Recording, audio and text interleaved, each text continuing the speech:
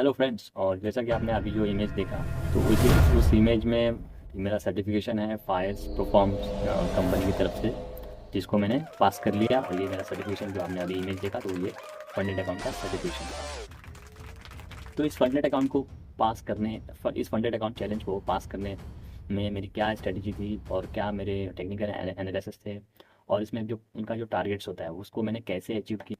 तो चलिए आगे वीडियो में देखते हैं कि जो टारगेट्स थे वो किस तरह से मैंने अचीव किया। प्रो फार्म चैलेंज करने का जो रेशियो है, अगर आप गूगल करोगे तो आपको पता चलेगा कि हार्डली 9 to 10% जो ट्रेडर्स हैं वही प्रो फार्म फंडेड अकाउंट का जो चैलेंज है वो पास कर पाते हैं।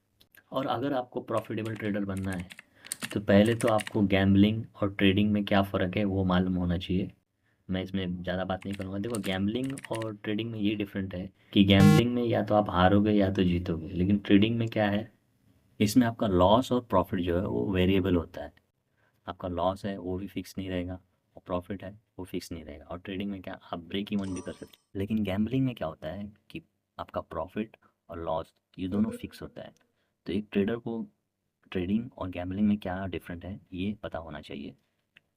नाउ लेट्स टॉक अबाउट एक कंसिस्टेंट प्रॉफिटेबल ट्रेडर होने के लिए आपको क्या क्वालिटी आपके अंदर होना चाहिए, जिससे आप एक कंसिस्टेंट प्रॉफिट जनरेट कर सकें। तो एक फॉरेक्स ट्रेडर को ये पता होना चाहिए कि फॉरेक्स के जो करेंसी पेयर हैं उनमें बुलिश ट्रेंड और बेरिश ट्रेंड ये न्यूज़ इवेंट पे डिपेंड होता है। फॉरेक्स न्यूज़ इवेंट जो है वो फॉरेक्स फैक्ट्री वेबसाइट है, उस पर आप चेक कर सकते हैं।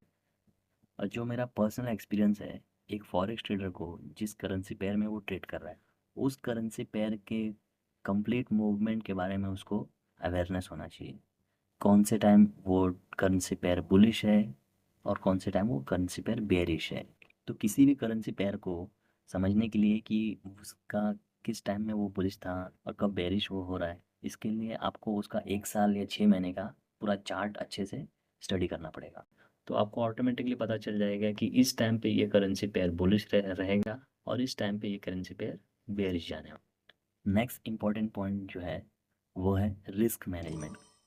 रिस्क मैनेजमेंट जिस ट्रेडर को अच्छे से आ गया वो कभी भी लॉस कर ही नहीं सकता है, और वो कंसिस्टेंट प्रॉफिट जनरेट करते ही रहेगा।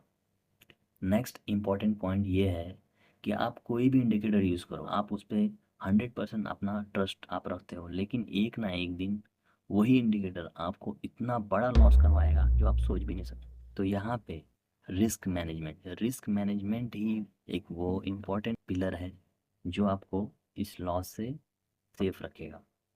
तो मेक श्योर कि प्रॉपर आप रिस्क मैनेजमेंट करें और डेली का आप एक लॉस और प्रॉफिट फिक्स करें कि भाई मुझे इतना ही लॉस करना है या इतना ही प्रॉफिट करना है। तो रिस्क मैनेजमेंट जो है वो आपको ओवर ट्रेडिंग करने से रोकता है, और ओवर ट्रेडिंग जो भी ट्रेडर करता है उसमें सिर्फ और सिर्फ लॉस ही होगा। नेक्स्ट है ट्रेडिंग जर्नल। अगर आपको एक कंसिस्टेंट प्रॉफिटेबल ट्रेडर बनना है तो आपको एक ट्रेडिंग जर्नल मेंटेन करना चाहिए। आप जब भी कोई बाय या सेल ट्रेड लेते हैं तो उसमें आप उसको नोट डाउन करेंगे कि कभी आपने सेल लिया, उसमें आपको प्रॉफिट हुआ या लॉस हुआ, वो लिखेंगे। फिर उसमें रीज़न लिखेंगे कि क्यों आपको प्रॉफिट हुआ या क्यों लॉस हुआ। तो ये जो डेटा आप कलेक्ट करोगे तो उसके रीज़न के हिसाब से जब आपको लॉस हो रहा है तो क्यों हो रहा है, तो उस पर आप क्या है उसको करेक्शन करोगे। इससे आपके लॉसेस जो है वो मिनिमाइज हो जाएंगे। तो नेक्स्ट है फॉरेक्स न्यूज़ इवेंट। सो एक फॉरेक्स ट्रेडर को ये मालूम होना चाहिए कि कौन सा न्यूज़ इवेंट फॉरेक्स में वो हाईली वोलेटाइल है, कौन सा लो वोलेटाइल है। सो इस फंडेड अकाउंट को पास करने के लिए मैंने न्यूज़ इवेंट जो है फॉरेक्स में वो कैसे ट्रेड किया न्यूज़ इवेंट्स को, नेक्स्ट वीडियो में हम फुल एनालिसिस करेंगे कि फॉरेक्स न्यूज़ इवेंट को किस तरह से ट्रेड कर सकते हैं।